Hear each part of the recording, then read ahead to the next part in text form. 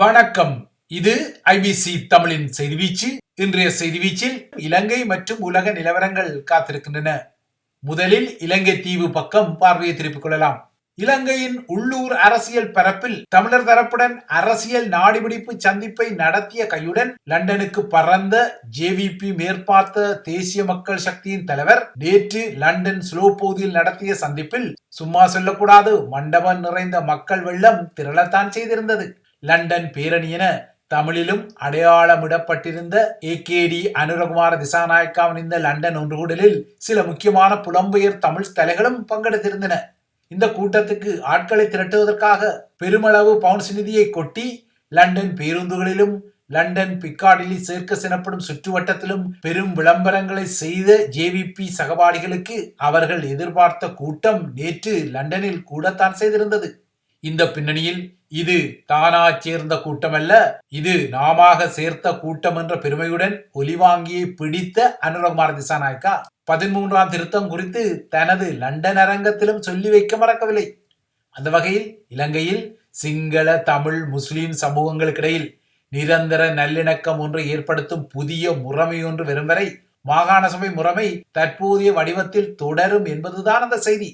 அதாவது தற்போதைய வடிவத்தில் தான் மாகாண சபை முறைமை தொடரும் என்பதை அனுரகுமார திசாநாயக்கா நேற்று லண்டனில் சொல்லியிருப்பதையும் இங்கு நன்றாக அவதானித்துக் கொள்ள வேண்டும். வடக்கில் தமிழ் தலைகளுடன் அண்மையில் அனுரகுமார திசாநாயக்கா நடத்திய சந்திப்பின் போது காணி மற்றும் காவல்துறை அதிகாரங்களுடனான முழுமையான 13க்கு உடன்பட்டதான கதைகள் வந்த நிலையில் தற்போது இருக்கும் நிலையில்தான் மாகாண சபை முறைமை தொடரும் என லண்டனில் தெரிவித்த அவர் தமது ஜேவிபி மேற்பார்த்த தேசிய மக்கள் சக்தி ஒருபோதும் மாகாண சபை முறைமையை ஒரு தீர்வாக ஏற்றுக்கொள்ளாது எனவும் சொல்லத்தான் செய்தார். அனுரகுமாரவின் நேற்றைய லண்டன் கத்தாவ எதிர்பார்க்கப்பட்ட ஒரு விடயமாகத்தான் தெரிகிறது.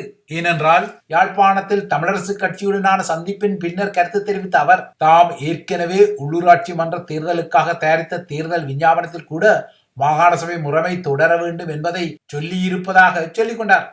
எனினும் இலங்கையில் நல்லிணக்கத்துடன் எவ்வாறு முன்னேறுவது என்பது குறித்த விவாதங்கள் தேவை எனவும் அரசியலமைப்பு மாற்றம் வேண்டும் எனவும் ஒற்றுமைக்காக அரசியலமைப்பில் சில விதிகளை புகுத்த வேண்டும் எனவும் குறிப்பாக அரசியல் உரிமைகள் குறித்து உறுதியான உறுதிமொழிகளை வழங்க வேண்டும் எனவும் தமிழ் சமூகம் தனது இனம் குறித்து சொந்த முடிவுகளை எடுக்கும் வகையில் அதற்குரிய உரிமைகள் வழங்கப்பட வேண்டும் எனவும் யாழில் அனுரகுமாரவின் கருத்து வந்திருந்தது.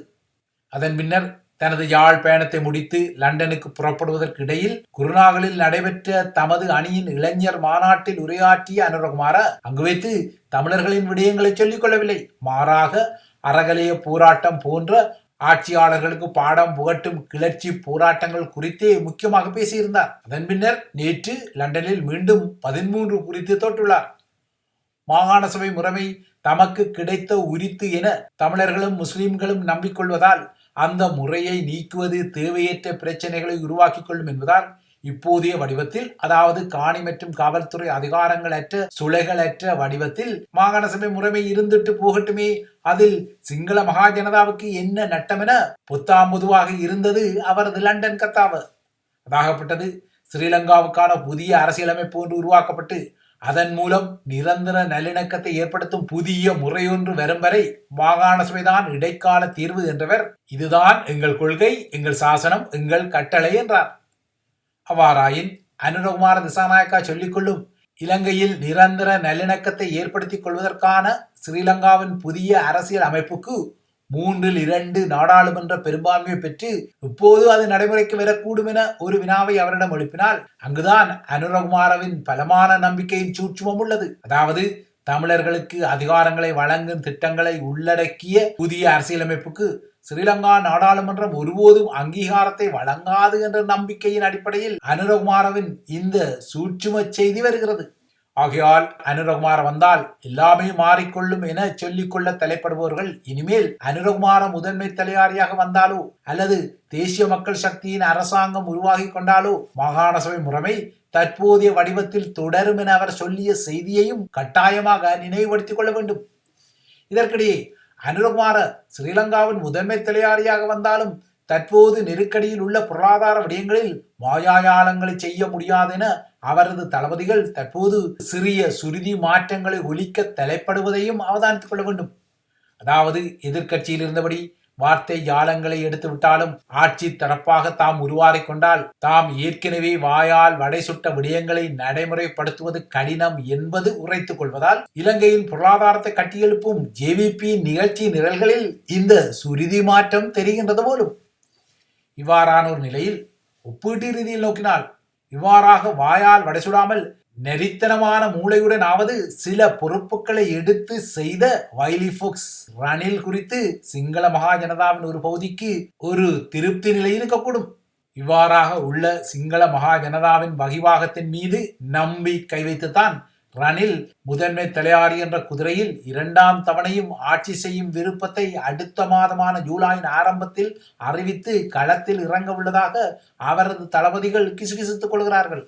ஸ்ரீலங்காவின் முதன்மை தலையாரிக்கான சவாரி போட்டியில் இதுவரை சஜித் பிரேமதாசா, அனுரகுமார திசாநாயக்கா போன்ற நட்சத்திர வேட்பாளர்களும் டிலித் ஜெயவீர போன்ற கோட்டாபாயவின் விட்டகுறை தொட்டகுறை வேட்பாளரும் முக்கியமாக களத்தில் உள்ளனர். இதற்கும் அப்பால் எங்க ஆத்துக்காரரும் கச்சேரிக்கு போனார் என்ற வகையில் பழமையான சில சுயேட்சை முகங்களும் இந்த போட்டி களத்தில் இருந்தாலும் தமிழர்களுக்குரிய அரசியல் உரிமை விடயங்களில் எல்லா முகங்களும் ஏறக்குறைய ஒரே குட்டையில் ஊறிய மட்டையாக தென்படும் நிலையில் அதில் அனுரகுமாரவுக்கு இல்லையென்றால் சஜித் பிரேமதாசாவுக்கு விதி விலக்குகள் ஏதும் தெரியவில்லை எனவும் இதனால் அவர்கள் ஆட்சி தலைவர்களாக மாறிக்கொண்டால் எல்லாம் மாறிக்கொள்ளும் என்பது இப்போதைக்கு நப்பாசைக்குரிய ஒரு நம்பிக்கையாகவே தெரிகிறது. இது இலங்கையை மையப்படுத்திய விடயம். அடுத்து உலக நிலவரத்தை நோக்கிக் கொண்டால் சுவிட்சர்லாந்தில் நேற்றும் இன்றும் நடைபெற்ற உக்ரேனிய உச்சி மாநாட்டில் பங்கெடுத்த உலக தலைவர்களில் இத்தாலி மற்றும் ஜெர்மனியின் தலைவர்கள் உக்ரைனில் போரை நிறுத்திக் கொள்ள ரஷ்ய அரசு தலைவர் விளாடிமிர் புட்டின் வகுத்த போர் நிறுத்த நிபந்தனைகளை முழுமையாக நிராகரித்து அவரது கருத்துக்களுக்கு கண்டனத்தை வெளியிட்டுள்ளனர். உக்ரைனில் ரஷ்ய துருப்புக்கள் நிலை கொண்டுள்ள 4 பிராந்தியங்களில் இருந்து உக்ரைன் தனது துருப்புக்களை மீளெடுத்துக் கொண்டால் போர் நிறுத்தம் ஒன்றுக்கு சம்மதிப்பதாக புட்டின் முன்னதாக கருத்து கூறிய நிலையில் அதற்குரிய பதிலடிகள் சுவிஸ் மாநாட்டு அரங்கில் வழங்கப்பட்டுள்ளன. 90க்கும் மேற்பட்ட நாடுகளில் இருந்து பிரதிநிதிகளும் உலகளாவிய அமைப்புகளும் பங்கெடுத்த இந்த மாநாடுதான் உக்ரைன் மீது ரஷ்யா படையெடுப்பை மேற்கொண்ட பின்னர் உக்ரைனுக்காக கூட்டப்பட்ட மிகப்பெரிய அனைத்துலக மாநாடாகும். இதனால் இந்த அரங்கில் பங்கெடுத்த தலைவர்கள் விளாடிமிர் புட்டினை காரசாரமாக வரத்தெடுத்துக் கொண்டார்கள். அந்த வகையில் இத்தாலி பிரதமர் ஜோர்ஜியோ மெலோனி தனது கருத்தில் விளாடிமிர் புட்டினின் போர் நிறுத்த திட்டத்தை வெறும் பரப்புரை என குறிப்பிட்டதுடன் புட்டின் கூறுவதற்கு மாறாக உக்ரைனிய துருப்புக்கள் அல்ல ரஷ்ய துருப்புக்கள் தான் உக்ரைனிலிருந்து வெளியேற வேண்டும் என கோரிக்கொண்டார். இத்தாலிய பிரதமரின் கருத்துக்கு பக்கவாட்டாக ஜெர்மன் சான்சலரின் கருத்தும் வந்திருந்தது. ஜெர்மன் சான்சலர் ஒலாஃப் ஸ்கோல்ஸை பொறுத்தவரை புட்டின் வெளிப்படுத்திய இந்த போர் நிறுத்த நிபந்தனைகள் சர்வாதிகார அமைதிக்கு உட்படுத்திய நிபந்தனைகளாக அடையாளப்படுத்தப்பட்டன. மாநாடு இன்று முடிவடையும் நிலையில் இறுதி நாளில் ஏற்றுக்கொள்ளப்படும் ஆவணத்தின் ஊடாக கருங்கடல் மற்றும் அசோவ் கடல்கள் ஊடாக உக்ரைன் தனது தானியத்தை உலகுக்கு ஏற்றுமதி செய்வதற்குரிய உறுதிப்படுத்தும் விடயங்கள் உள்ளடக்கப்பட்டுள்ளதாக தெரிகிறது. இந்த மாநாட்டுக்கு ரஷ்யா அழைக்கப்படவில்லை, சீனா பங்கெடுக்கவில்லை. ஆகையால் இந்த மாநாட்டின் ஊடாக உருவாகும் பெறுவர்கள் மட்டுப்படுத்தப்பட்ட அளவிலேயே இருப்பதான கணிப்புகள் இருப்பதும் இங்கு குறிப்பிடத்தக்கது. இவைதான் ஐபிசி தமிழின் செய்தி வீச்சு. தொடர்ந்தும் ஐபிசி தமிழுடன் இணைந்திருங்கள்.